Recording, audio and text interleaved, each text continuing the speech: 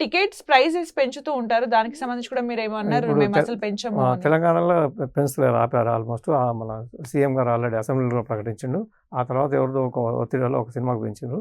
ఇప్పుడు మేము ఆల్రెడీ మా తెలంగాణ ఛాంబర్ నుంచి ప్లస్ మా ఎగ్జిబిటర్ నుంచి కూడా సీఎం గారికి మాకు రేట్లు పెంచకండి, ఉన్న రేట్లు చాలా ఎక్కువగా ఉన్నాయి చాలా అని చెప్పి.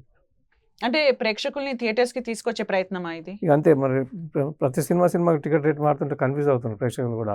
ఈ రోజు 300 ఉందా, 150 ఉందా, 100 ఉందా కూడా తెలుస్తలేదు. అందుకనే ఫిక్స్డ్ టికెట్ రేట్ ఉంటే ప్రేక్షకులు మేమేమంటారంటే సినిమా హిట్ అయితే 1,00,000 మంది చూసేవాళ్ళు 10 లక్షల మంది చూడాలి. అట్లా ఆదాయం రావాలి. కానీ షోలే కానీ లవకుశ కానీ ఏమైనా కూడా అట్లా అడిగి రావడం కానీ అట్లా వచ్చినాయి.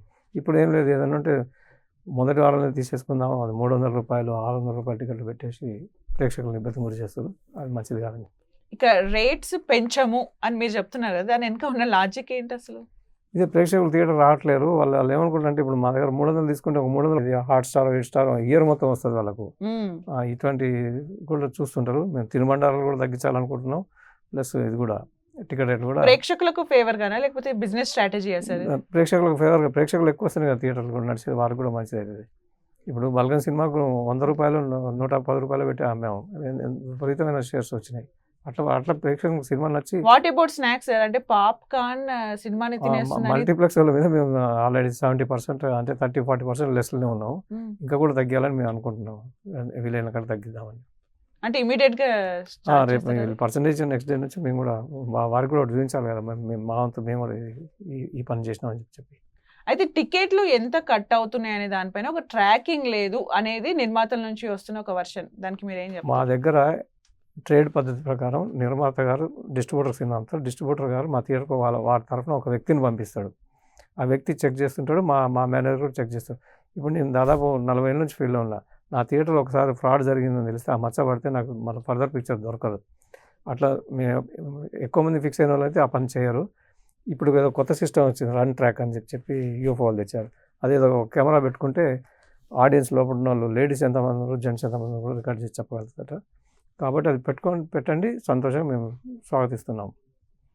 సార్ ఒక సగటు ప్రేక్షకుడికి అర్థమయ్యేలా చెప్పండి. రెంటల్ మోడల్, పర్సంటేజ్ మోడల్ అసలు అదేంటి, ఎందుకు ఈ వివాదం అనేది సింపుల్ ఎగ్జాంపుల్గా చెప్పండి. రెంటల్ సిస్టంలో పెద్ద సినిమాలకు ఎక్కువ షేర్ వస్తుందండి, అత్యధికంగా వస్తుంది షేరు. చిన్న సినిమాలో లాస్ అవుతారు, చాలా తక్కువ వస్తుంది. వాళ్ళు రెంట్ ఇవ్వలేక మళ్ళీ అది చిన్న సినిమా కాగానే పర్సంటేజ్ అంటారు. మీకు ఇప్పుడు చెప్పిన ఎగ్జాంపుల్ 1,00,000 వస్తే చెరసగం అంటారు, 10 లక్షలు వస్తే 9 లక్షలు మాకు అంటారు. 10 లక్షలు వచ్చిన సినిమా రెంట్ అంటాడు, 1 లక్ష వచ్చిన పర్సంటేజ్ అంటాడు. ఈ వివాదంతో మాకు నష్టాలు ఎక్కువ జరిగినాయి. పర్సంటేజ్ సిస్టమ్ పెడితే ప్రేక్షకులు ఇచ్చిన దాంతో అందరం షేర్ చేసుకుంటాం, ఎవరికి ఇబ్బంది ఉండదు. రెంట్ పెడితే కొన్నిసార్లు ప్రొడ్యూసర్కి నష్టం జరుగుతుంది. రెంట్ పెడితే ఎక్కువ లాభం వచ్చిన సినిమాకి మాకు రాకపోయాని మేము బాధపడుతుంటాం. సార్ ఈ మొత్తం వివాదంలో డిస్ట్రిబ్యూటర్స్ ఏ సైడ్ తీసుకుంటున్నారు? డిస్ట్రిబ్యూటర్స్, ప్రొడ్యూసర్స్ ఒక సైడ్ ఉంటారండి. మ్యాక్సిమం డిస్ట్రిబ్యూటర్ అనే పదం పోయింది, ఇప్పుడు అంతా బయర్స్ అయ్యారు. బయర్స్ అనాల్సి వస్తుంది వాళ్ళండి. ఎందుకంటే పూర్వం డిస్ట్రిబ్యూషన్ అంటే ఒక సినిమా 10 కోట్లు చేస్తే వాళ్ళకి 5%, 3% కమిషన్ ఇచ్చేవాళ్ళు. ఇప్పుడు అట్లా కాదు. 10 కోట్ల సినిమాని ముందే 8 కోట్లు నాన్ రిఫండబుల్ అడ్వాన్స్ అనో లేకుంటే ఒక బేరం ఆడి తీసుకుంటాడు. అంతకంటే ఎక్కువ వచ్చినప్పుడు మళ్ళీ వారికి సగం వీరికి సగం ఏదో పెట్టుకుంటారు వాళ్ళు. ఎక్కువ ఇప్పుడు డిస్ట్రిబ్యూషన్ సిస్టమ్ పోయింది, ఓన్లీ బయింగ్